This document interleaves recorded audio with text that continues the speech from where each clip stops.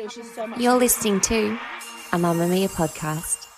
Mamamia acknowledges the traditional owners of the land we have recorded this podcast on, the Gadigal people of the Eora Nation. We pay our respects to their elders, past and present, and extend that respect to all Aboriginal and Torres Strait Islander cultures. When Lyra Lewis was growing up, she always thought she'd get married and she'd have babies. And that's exactly what she did, just not in the way anyone expected. Darlene had her first baby at 43, and now at age 50, she's had her third. I felt the society wanted to pigeonhole us, and you need a man to have a child. You need a man to be married to you to make you worthwhile. It was more about my age, is that if I didn't do it now, because my sperm donor is in South Africa, if I didn't do it now, I wouldn't be able to do it. From Mamamia, I'm Mia Freedman, and you're listening to No Filter. Lyra Lewis is one of the biggest names in Sydney real estate. She's been famous in her industry for many, many years because she's really excellent at her job.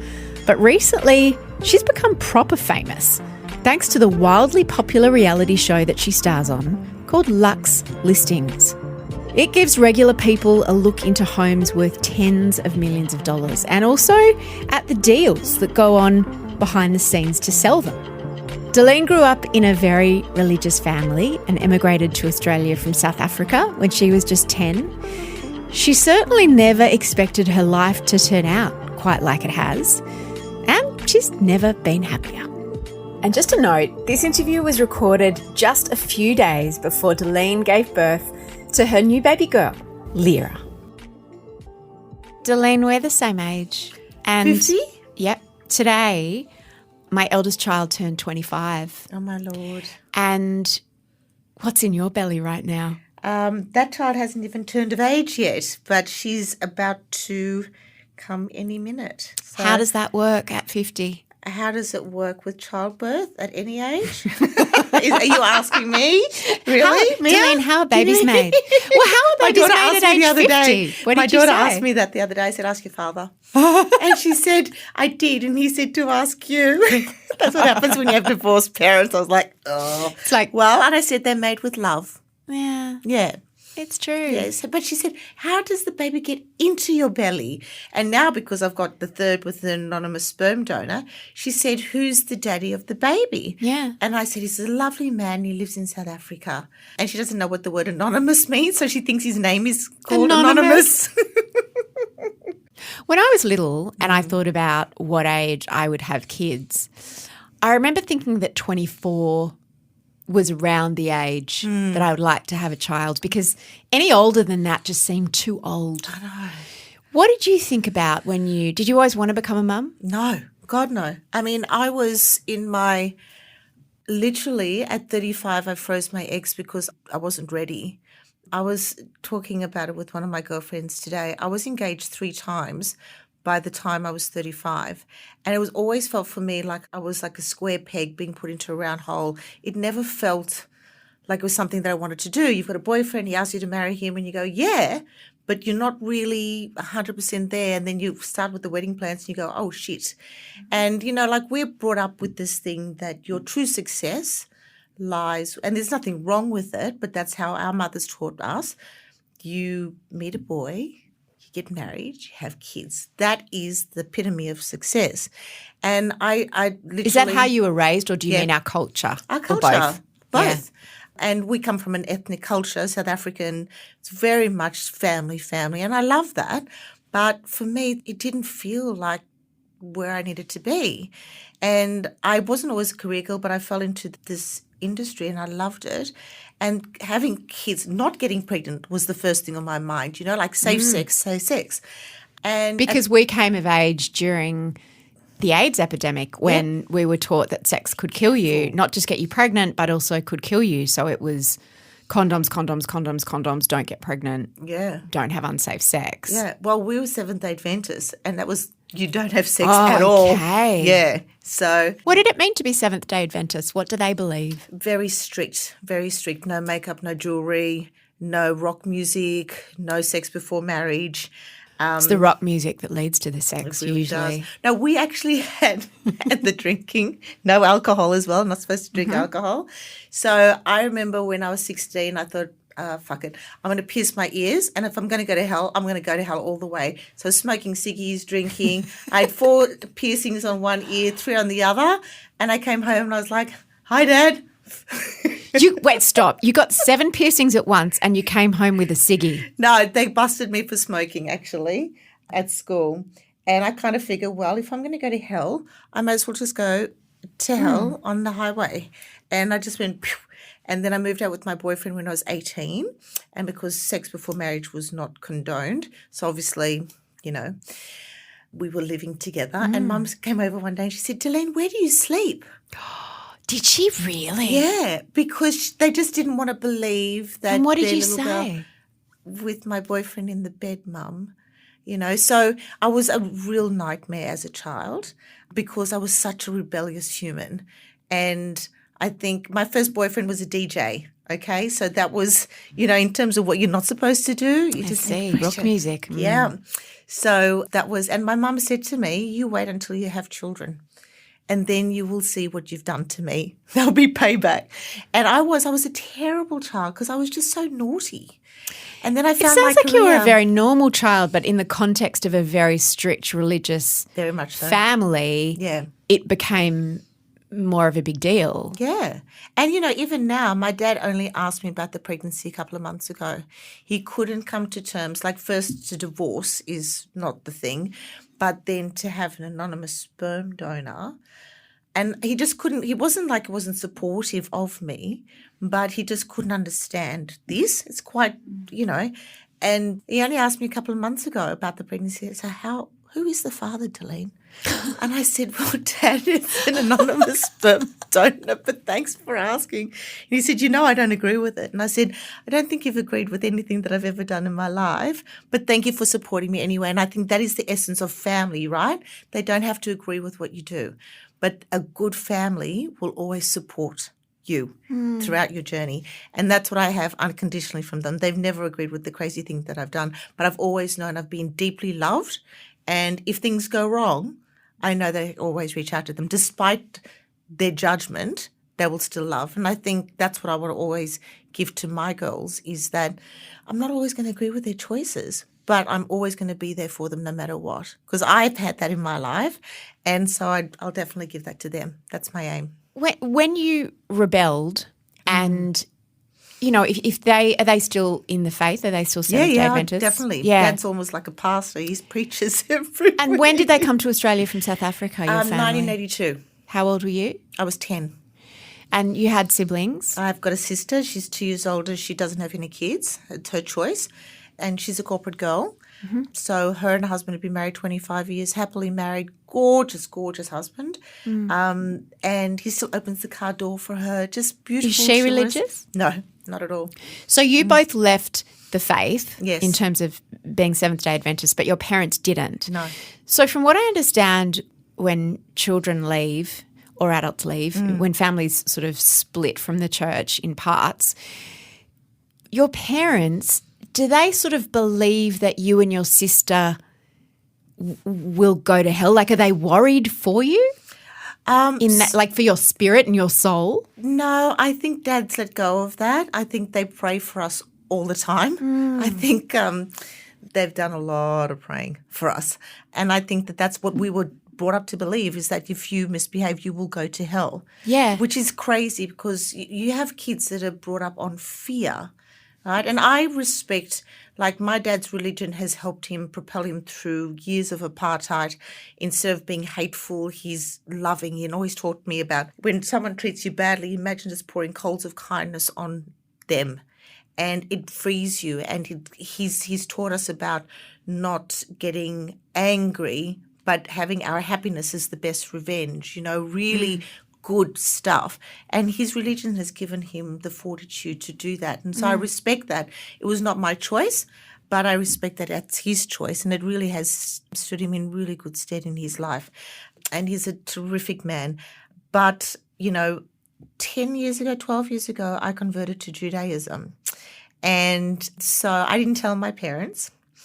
And I got engaged. It was the fourth time now. And I said to Dad, so do you want the good news or the bad news? And he goes, give me the good news. I was like, well, I'm not pregnant. He said, good. And he said, what's the bad news? I said, I'm a Jew. And he's like, that's great. He said, because you're coming back to God. And that's the way he saw it, right? And that kind of acceptance, I think, is because we were such rebellious children, it's actually taught him over the years that it's not just his way, but it's accepting that there are many different ways that lead you to the same gate, if that's how you believe. And that's kind of how he is. So he's come to my shul with me. He does Shabbat with us. Like, because he's, and even after I left my husband, I still retained the Jewish faith. Did you convert for him? I didn't convert for him, but I went to classes for him initially because I wanted to see how it felt for me. If it felt real, if it felt authentic, if it felt something that I would take on in a real sense. And for my children as well, his grandparents were Holocaust survivors. So it was important to keep that bloodline going for them, but it wasn't an absolute for me or for them. And I just fell in love with my rabbi, and she is a female, and I just loved her. And just everything that she was, and the other rabbis there as well at the temple was so welcoming, and the sense of family and forgiveness and food and celebration. It was so joyous. Good. Always good. You never leave a Jewish house hungry, right? Never. And I just felt like I belonged. And still now, my girls, we do Shabbat every Friday night. They love going to the synagogue. It's just been a beautiful process. And to have, even sometimes my parents have gone to the synagogue when I've been away. How cool is that? Wow. Right? Yep.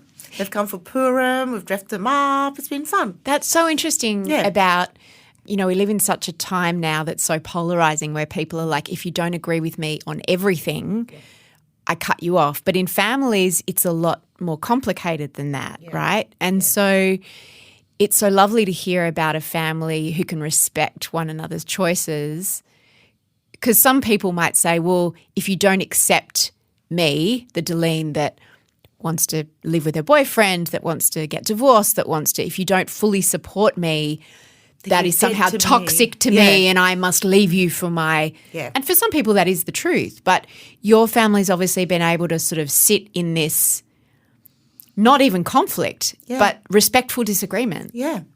I think it's kind of trial by fire because I've done that since I was 16. Yeah. And I think my parents either had to make the choice, and now I'm a parent, I understand that as well. I think any parent can relate to it. You either lose your child or you try and work with them, because the child will do what the child will want to do anyway. And I think the best thing about being a good friend, a good parent, a good human being is giving another person space to be who they want to be and accepting them anyway. And it seems like you didn't want to be a wife. You were like Julia Roberts in Runaway Bride. Yes, they did call me a few names. But, my third fiancé, my dad actually called me up and he said, he's asked me if you could marry him. I did try and talk him out of it, but I told him you couldn't cook and that you were a career girl. I was like, thanks, Dad.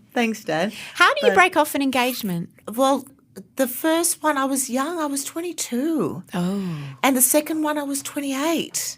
And I just wasn't ready. And I was At what point really did you realise that? Pretty early on in the piece when we started making wedding plans, it was kind of like I felt this pain in my chest, like it was this anxiety, and I was trying to, I say that I was trying to be this square peg fitting in a round hole, and it just didn't feel right to me. I didn't want to be what I felt society wanted me to be. And I didn't want to be, and there's nothing wrong with it, a stay-at-home wife, and I didn't want to be pigeonholed into a situation. And I remember even in recent times, I had a conversation with somebody and they said to me, well, it's your job. You're the mother. And I'm like, excuse me? Because that is not how I see our roles. A good partner should be an equal participant in your life and in childbirth and the whole thing. It's not like you do that, the girl stuff. Well, maybe not the childbirth. They can't really help that much in childbirth. They can be there where you scream at them, though. Yeah, they can, You did this to me. provide their testicles for you to squeeze while you're in labour. But it sounds like you kept – first of all, were these men who wanted you to be in that role? Did they not want an equal? No. They didn't? No. So why did you keep choosing those guys? Because I've made wrong choices. And I think I had to look at – this is what was pivotal for me probably 5 years ago when I decided I really wanted to go on this journey by myself. It was one that people didn't necessarily understand, but I knew that I needed to be in a relationship with myself and find out what made me work. It wasn't Deline the worker, Deline the career girl, Deline the athlete. It was just, who am I? Like the existential questions, right? Like really important things. I suppose I had a midlife crisis, if you want to call it that. I mean, instead of going out and buying a Ferrari, I decided to look inside and work out what made me happy. Why was I doing what I was doing and why was I making such bad choices? And really the common denominator in all of that was me, right? You can blame other people for how they are, but those were my choices and they belonged to me. So why was I doing this? And looking inwards, there's a lot of hard work that you have to be so deeply honest with yourself. I took up meditation, I started seeing a therapist, and I really started peeling away the layers. And what you find there is real gold, but it's acceptance of the different and the difficult conversations you have to have with people around you, stuff that you will look at yourself and say, oh, wow, And I'm still learning so much about myself, but I tell you what, my business has never been better than it has been over the last couple of years because my level of empathy, vulnerability, honesty, just connectivity with myself has been amazing, and therefore it's blended into my relationships with people. My friendships are better. I've let go of friendships that were toxic. I've let go of relationships that were toxic, and I focused on the sunshine, positive fuel. Yeah. It's been such an amazing journey. The fourth time you got engaged, you did get married. I did. What was different about that time that got you over the line? My age. How old were you? I was 40. So did you feel like what? Yeah. Look, TikTok. You felt, TikTok. And having a baby out of wedlock, I sound Victorian, Lord. out of wedlock, was not an option. Even you had internalized that as being something a line you couldn't cross. You know what is the definition of success? You get married and you have babies. That's the order in which things come. Yeah. And even though I was a rebel, that was the order in which things came. And it never crossed my mind to be a single mum. Like you asked me this question before and we went the round way to answer it, I'm sorry. But when you're little, you don't think, I'm going to be a single mum. I'm going to freeze my eggs at 35. I'm going to have a baby when I'm 50. This was not part of my master plan. But I think part of the journey is acceptance of where you are in that journey and going, this feels real to me. This feels really happy for me. I've got this deep sense of happiness. And I've had to work for that, but it's not part of my game plan. I never had that game plan to be a single mum at 50. But I tell you what, I don't think I've ever been happier in my entire life than I am right at this moment because I've done the hard yards to get here, and I'm experiencing happiness in a deeply authentic way that it's not on anybody else's terms. Yeah. And it's not part of a master plan. It's just very real. And I get to enjoy these moments with my eyes open, my heart open. And it's made me enjoy my work more.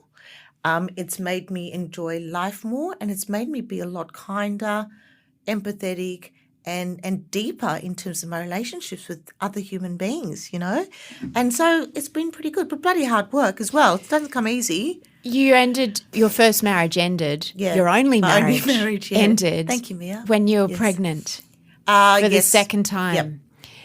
That can't be an easy thing to experience. No, it wasn't. But it was something that I knew I needed to do because I really wanted to find the happier version of me. And you didn't feel, I'll just sit it out until I'm through this and maybe I'll revisit it in a year. after I've given birth. I'd already been sitting through it for a number of years Yeah, prior. right. And I knew after my first one that it was not a healthy relationship for either one of us. And I had to take my part and my responsibility in that and say, what is my part in this, rather than playing the blame game?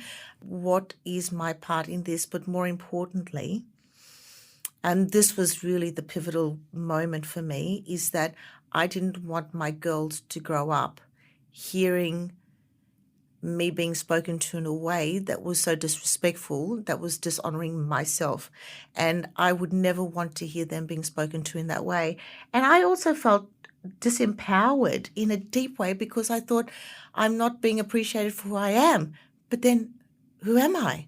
And what do I need? What do I do? You start making a list. And, it's not about the other person so much. Obviously, they have their side of the street they've got to look at. But my side of the street, I can't help somebody else if I can't help myself. So look inwards and stop playing the blame game. And I had to do that. And I realised that this whole thing started and ended with me. And I didn't need to make that call, because I knew that I wanted my girls to grow up in a different environment that showed the best me, and I was at my best self. And, I know a lot of people that have stayed together for the sake of their kids, and I really respect that. I couldn't. Yeah. I couldn't. You were both in the same industry. You are still both in the same industry. Was there a lot of gossip? There must have been so much gossip. So much. You're both very high-powered, obviously it was pre-Luxe listings, but you've always been famous within the eastern suburbs real estate market and within the eastern suburbs. I've known your name for many, many years. We've known each other a long time. We have. We've worked together before, and I remember bumping into you and your then husband. I think he might have been your fiancé up in Byron Bay one time. That's a good question. I just remember you were such a good-looking couple. I was that would be number 3, my God. not number 4. Okay. Yeah. So hot, those two. And that's when I was younger. So then you look the same. So then you got married, and then you didn't. How did you deal with the gossip in your industry? I've never paid attention to gossip. When I was in my 20s, when I was coming through the ranks, there was so much gossip that I was sleeping with my boss or with clients, because God forbid you can actually be good as a girl in the industry and not have it sexualized.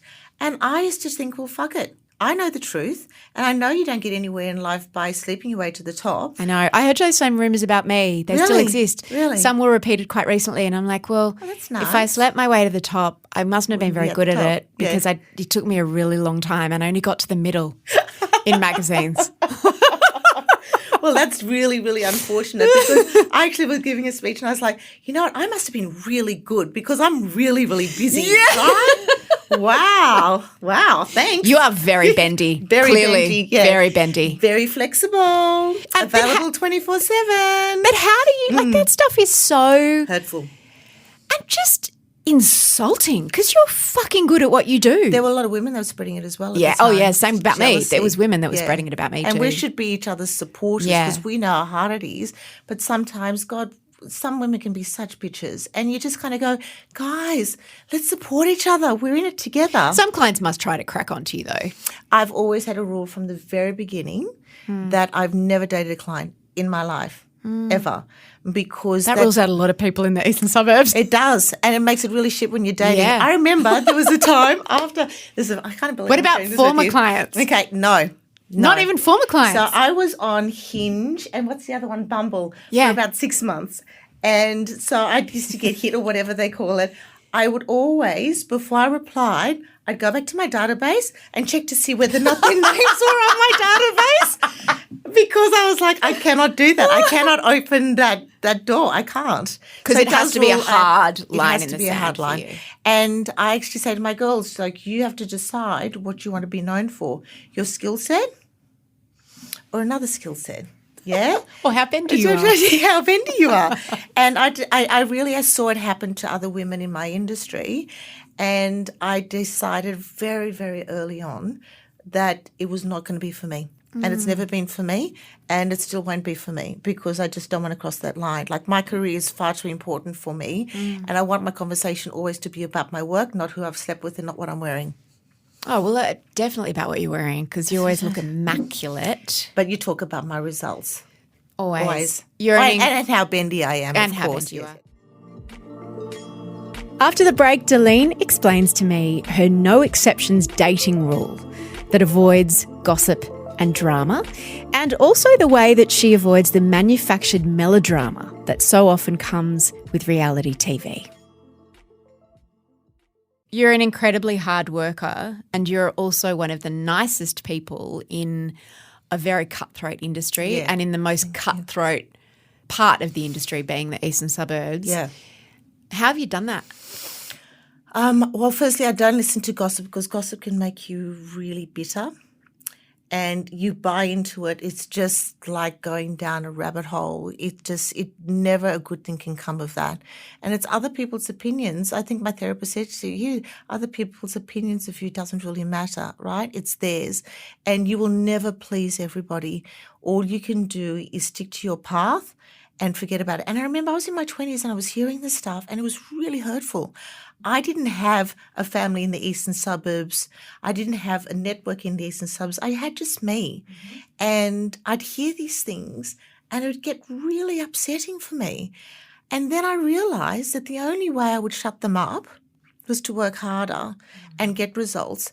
And most of my clients now are mums, women, because they know that I'm never going to crack onto their husbands, current or ex, that I'm going to work my ass off and I've got a great skill set that doesn't involve being bendy.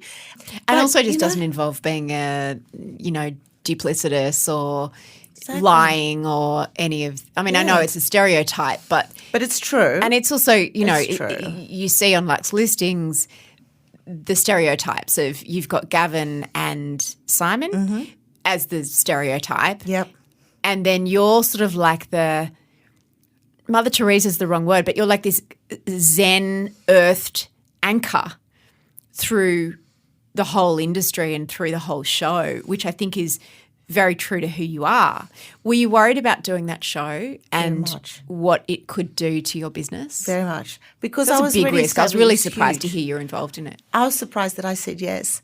But also, what actually happened was they approached and I did the kind of pilot, and I think one of the producers is not involved with the show anymore, but I heard him over the thing saying, she's not popping.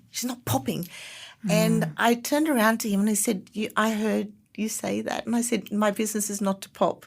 My business is to have my results pop, not me. Yeah. And I'm not for television. Like I'm not va-va-voom in your face.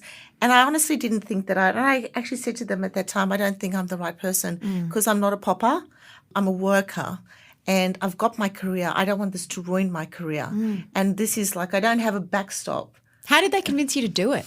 There's a guy from Amazon that flew out. He was here already. He came on a couple of walks with me from Bondi. What was the pitch? He didn't pitch. That was the best thing about it. He just said to me, I want to find out who you are.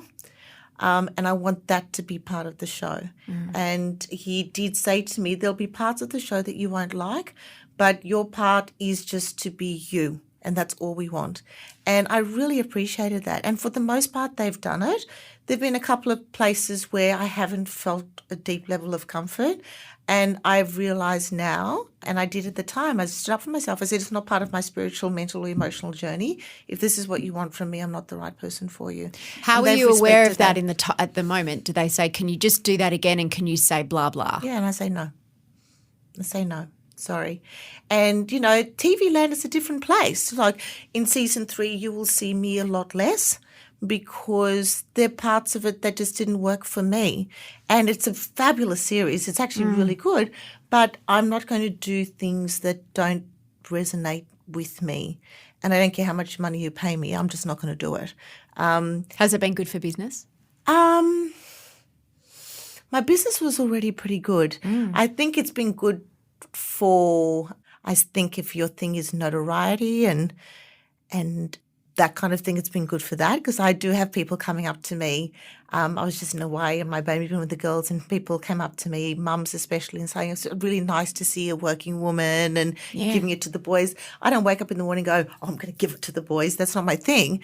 But results speak louder than words, right? And so if that's the way they see it, then that's good. But I think in terms of understanding how we work, understanding the differences in which we work, I think that's been really good for business because it's made people see how we work in very vastly different ways. Yeah. And you can choose one way or you can choose another. It's not like we mesh in terms of how we deal with things at all.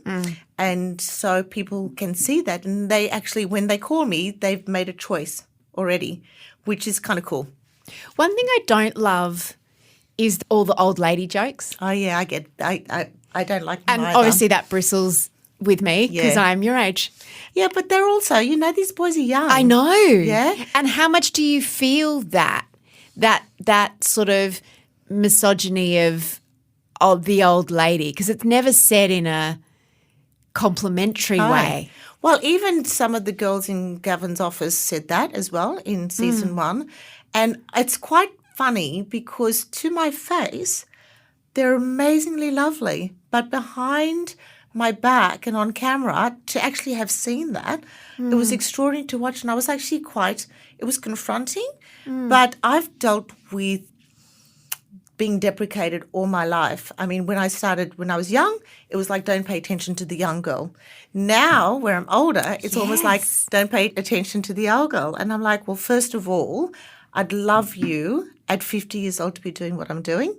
Sit in my shoes for a day or 2 days and see how that goes for you. Sit in my very high heels. In my very high heels. Mate. Walk in them, sweetheart. But also I've never listened to the white noise and that just makes me feel sorry for them because they don't have an understanding of what it really takes. Something that you haven't mentioned, not only are you a woman, you were a young woman, now you're an older woman. There seems to be no middle ground for us. We're either young and patronised or old and patronised. No. In the middle of that is what's called the childbearing age. Oh, that's right. Then we're mummies. Yes. Something you haven't talked about is being a woman of colour. Yes. Because the eastern suburbs of Sydney are not terribly diverse. No. There's not a lot of people of colour. There's not a lot of women of colour working in your industry. Yeah. You came to Australia from South Africa, obviously escaping apartheid. Yep. What's that been like? Do you see, my dad never taught us to be colour conscious, so I don't see myself as a woman of colour. I see myself as Delane. I've got long hair and I wear high heels and I like my smile. I don't look at myself in the mirror as being a colour. And my dad said that is exactly why he wanted us to leave South Africa, because he didn't want us to look at each other and people as, that's Because there was literally a caste skin. system, wasn't there? A so colour you're black, system. you're Indian, you're coloured or you're white. And there were certain laws and certain places you could go depending on which of those classifications you were. Because my father was also left South Africa because of apartheid. Were you born in South Africa? I wasn't, but he was. So he came out when he was a bit older than you, but his whole family came out. He was maybe 20. Wow. And they also left as a political protest against apartheid back in the 60s. And they were white, obviously, but they also wanted to leave that system. Yeah. And I remember having to say, explain to people when I said my father's South African, because around that time that you came out, there was that sense of there were boycotts and South Africa was rightly being demonised for having this legal system Sanctions, of apartheid. the whole thing, absolutely. So was it a surprise when you came to Australia? Yeah, I mean, we didn't want to come. My dad did, and he and his brother came out here, and he tells the story now. It's quite an extraordinary story, is that they had the UBD, remember the old street directory? And they chose different suburbs. Before we had Google Maps. Before we had internet and phones. Mobile phones. And he and his brother had different suburbs that they go to, and they would door knock printing businesses and say, would you like people to work for you? And that's how, and they would just go. They spent, I think, 3 months here. I didn't know that. I only asked him about that recently. And he was so determined to get us out of there. We left there with about 10,000 Rand, which is not a lot of money. And we settled here. He got a job working for a printing business in Hornsby. One of the Seventh-day Adventist people kindly gave him a job, and his brother. And we came out here with nothing. And we thought, like, Australia was going to be a place full of kangaroos and stuff. Our church gave us a box of toilet paper, toothpaste, things like that, because they thought we were literally going to a country that was crazy. When we got here, a lot of kids used to tease my sister more, saying, you know, you come from Tarzan, and did you have tigers and lions as friends and things like that. So I think my sister felt a lot more than me. I was just like a sporty girl, just involved with sports. But it was a big, big deal. But Dad just said he never wanted us to see people by the colour of their skin. And also I think because he had 10 brothers and sisters, his mother was white. She kind of looked like the Queen, you know, white skin, White. blue eyes, translucent, always with a hat and bag. And her husband, my grandfather, was a black Mauritian man. So they had mixed kids, yeah? And there were kids that were, when apartheid came in, you were separated from your family because you couldn't live in a white area if you had dark skin. And you couldn't live in a black area if you had white skin because mixed marriages weren't allowed. So They were illegal. My family experienced all of that. Wow. And Dad was just like, I never, ever want you to look at people. And I teach my girls, we are all the same inside. We are all the same colour inside. My daughter has got fair skin and blonde hair. She looks like her dad. My second daughter has got chocolate skin like me, and she's got blonde curly hair, you know, and we're just the same inside. And I want them to learn that because, again, the woman of colour, I've never defined myself by then. I want to be a girl that works hard and gets results. And how people see me is up to them. It's not how I see myself. Do your daughters get treated differently No. because of the colour of their skin? Do they have different experiences in the world? No, I don't believe that they do. And I think it's the world is what you make it to be as well. If I go and look for people that are going to define me by the colour of my skin, I will find them. But I don't look for it. I look for the positive in people. I look for the good, and I find that 90% of the time. And if people want to say and talk trash about me, that's absolutely fine. They're entitled to their opinion. I'm not going to look for a world that's full of hate and vitriol. I'm going to look for a world that's full of love, compassion, like and that kindness. world. Yeah, it's our choice, right? You had your first baby at 43. That's pretty late. Yeah. Did you have to thaw out those eggs? Did. And were you ready, or was it just like I was ready. I was absolutely you wanted ready. one at that point? Yeah. The reason you froze your eggs at 35, is that because you hadn't managed to get married yet? Yeah, no, I'd left my third fiancé, and I was like, so, Doc, what do I do now? And so she actually said, this is your last chance you'll be able to freeze your eggs because 35 is pretty late. You should have done it at 30 or 25. Did you get a lot? I did, actually. Stacks. Not as many as I would have gotten if I was 10 years prior, but I was like, I spent my 20s trying not to get pregnant. Yeah. I'm not thinking about injecting myself at 25. I'm thinking about which pub I'm going to on a Saturday night. So after you got married, how did you go, okay, it's time to thaw those babies out? Well, we wanted to try naturally. So I called up my doctor and I was like, hey, so I'm thinking I'm going to come off birth control. At 40? At 40. And she's like, Dee, you've been on Depo-Provera, which is an injection for like 15 years, and that thing just stuffs up your body. And I was thinking not having periods was a bloody great thing. It's actually not a good thing. And so I had to retrain my body completely. And you know what? We just did IVF. I tried all the herbs. I tried everything to do it naturally. Like there was not one herb that I wouldn't try. I was running marathons. I was running. I was doing everything. And I was seeing these people that are really unhealthy getting pregnant around me. I'm thinking that's not fair. The IVF doctor said to me the most beautiful thing. He said, you only get so many eggs in your life. You can do whatever you want. You can take whatever herbs you want. But that's the unfair thing about being a woman. And I think Serena Williams it was so interesting, her journey. We all as women have to make this pretty unfair decision, career or babies. And it'd be great if you can have both, but there's always a sacrifice. I have to sacrifice a lot to be able to have my career, have my babies and do what I want to do. What do you have to sacrifice? Time. time, my friendships, obviously being in a partnership with someone, because that just can't happen because I have to give my time. Where's my focus going to be? Do I want to split myself in 10 or split myself in 2? And my choice right now is to split myself in 2 because those 2 parts are the most important parts. What are the parts? My family life, myself, and my work. That's it. And I would rather give myself wholly to those 2 parts than to feel that I'm, basically being shattered into a million pieces trying to please everybody and not pleasing myself and not looking after my babies. Like I haven't worked this hard to get my children into this world and then not give them the love that they deserve. It's just not going to happen. And people know, like boys in my industry, they constantly say, oh, Delene's not available Thursday, Fridays. And I'm like, watch me. Because I'll be there exchanging a contract at 11 o'clock at night where everybody else is sleeping. My kids have been put to sleep. They know they are deeply loved.